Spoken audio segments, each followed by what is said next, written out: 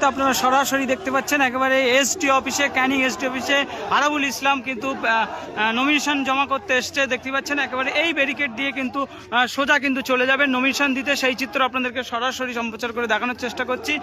দেখতেই পাচ্ছেন ইতিমধ্যেই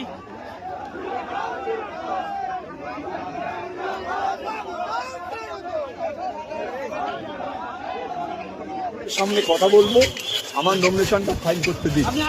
কালকে তৃণমূল প্রার্থী বাহারুল ইসলাম বলেছে নমিনেশন দিয়ে যে ফাঁকা মাঠে কেউ কেউ গোল দিচ্ছে। কে কি বললো আমি জানি না, কে ফাঁকা মাঠে গোল দিচ্ছে আর কে ভর্তি মাঠে গোল দিচ্ছে সেটা নির্বাচনের সময় বোঝা যাবে। 19টা জয়ের ব্যাপারে কতটা আশাবাদী আপনি? আমি অনেক আশাবাদী, আমি জিতবো, এইটা নিয়ে আমার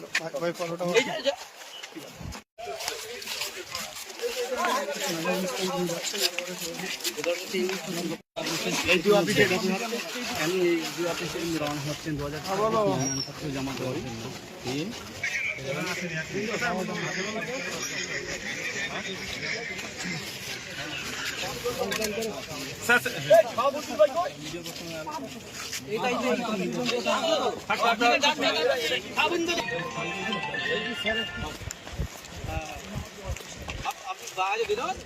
আমি ঢুকছি না তো।